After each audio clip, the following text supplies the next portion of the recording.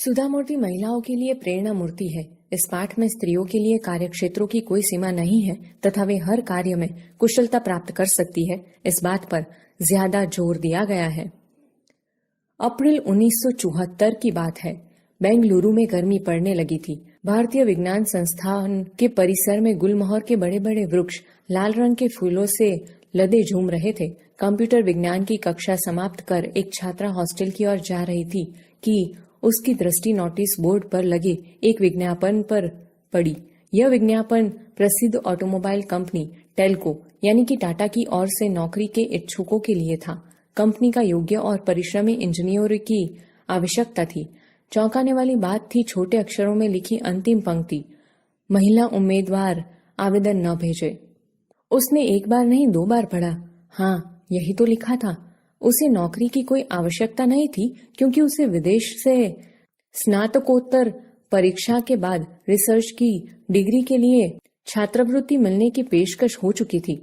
वह स्वयं भी विदेश जाकर उच्च शिक्षा प्राप्त करना चाहती थी, परंतु यहाँ यह भेदभाव, स्त्री पुरुष में इतनी असमानता, बात उसे कुछ पची नहीं। वह अपनी कक्षा में हमेशा प्रथम स्थान पाती आई थी और कंप्यूटर विज्ञान की कक्षा में पुरुष सहपाठियों में अकेली लड़की थी। योग्य थी, परिश्रमी थी। नहीं, उसे कुछ तो करना ही होगा। इस भेदभाव को सहना उसके बस की बात नहीं। वह इसका विरोध करेगी और डटकर करेगी। उसने अपनी डायरी में आवश्यक सूचनाएं लिखी और तेजी से हॉस्टल की ओर चल दी। उसने निश्चय किया कि वह टेल्को कंपनी के सर्वोच्च अधिकारी को सूचित करेगी कि उनकी कंपनी इस प्रकार का अन्याय कर रही है। उसे उस सर्वोच्च अधिकारी का नाम मालूम तो नहीं था, केवल इतना पता था कि टाटा समूह के प्रमुख JRD टाटा हैं।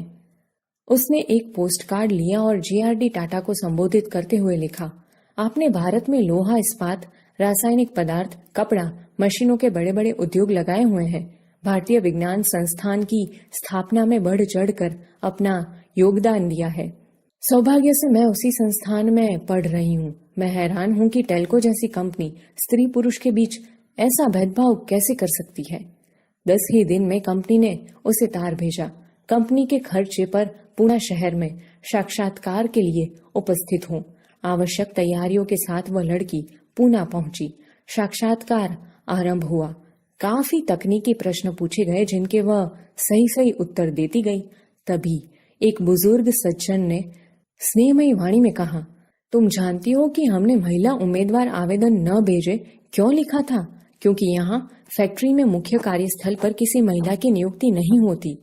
तुम्हारी जैसी मेधावी लड़की को अनुसंधान शालाओं में जाकर कार्य करना चाहिए, लेकिन हमें कहीं से तो शुरुआत करनी होगी, नहीं तो कभी भी कोई महिला आपकी फैक्ट्री में कार्य नहीं कर पाएगी।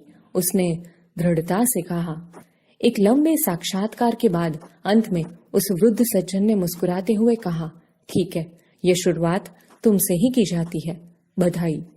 टेल्को में इंजीनियर के पद पर नियुक्ति यह प्रथम महिला इंजीनियर थी सुधा कुलकर्णी।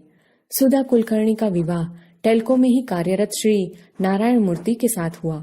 8 वर्ष तक टेल्को को अपनी सेवाएं देने के बाद सन 1982 में उन्होंने अपने पद से त्यागपत्र दे दिया और बेंगलुरु में अपने पति श्री नारायण मूर्ति के साथ इन्फोसिस कंपनी खोली। दोनों की मेहनत और लगन से इन्फोसिस ने दिन दुनी रात चौगुनी उन्नति की। सुधा मूर्ति 1996 में इन्फोसिस फाउंडेशन की चेयरपर्सन बनी। इस फाउंडेशन के माध्यम से वे सामाजिक विकास के अनेक कार्य कर रही है।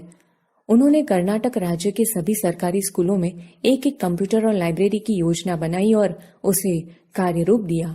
सुधा मूर्ति ने स्वयं को अब पूर्ण रूप से समाज सुधार के लिए समर्पित कर दिया। बेल्लारी, बीजापुर, हुबली आदि के अस्पतालों में उच्च तकनीकी चिकित्सा उपकरण उपलब्ध करवाए।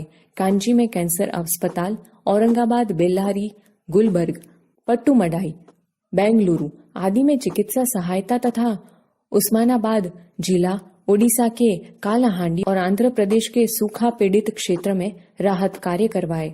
उनके अथक प्रयास से कर्नाटक के 800 से अधिक गांवों में कंप्यूटर शिक्षा पर 1 करोड़ रुपया लगाया गया और 3000 से अधिक पुस्तकालय खोले गए।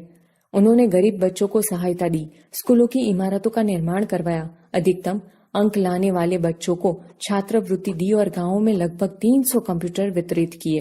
13 पुस्तकों की लेखिका सुधा मूर्ति को उनके कार्यों के लिए अनेक पुरस्कार दिए गए, जिनमें से प्रमुख है कर्नाटक राज्योत्सव पुरस्कार, ओजस्विनी पुरस्कार, मिलेनियम महिला शिरोमणि पुरस्कार, women of the year 2002 FM radio द्वारा, राजलक्ष्मी पुरस्कार आदि। सुधा मूर्ति ने अपनी उपलब्धियों से महिलाओं का मार्ग प्रशस्त किया। आज इंजीनियरिंग महाविद्यालयों में पढ़ने वाले छात्रों में से 50% संख्या लड़कियों की है। अनेक उद्योगों में मशीनों के बीच लड़कियां कुशलता से कार्य कर रही है। जिस मार्ग पर चलकर सुधा मूर्ति ने अपनी प्रतिभा, लगन और परिश्रम से सफलता की ऊंचाइयों को छुआ, उस मार्ग पर नई पीढ़ी को आगे बढ़ता देखकर वे खुशी से फूली नहीं समाती। महिलाओं की सफलता पर वह कह उठती है, हमारा मार्ग कठिन अवश्य है, किंतु चलना जरूरी है।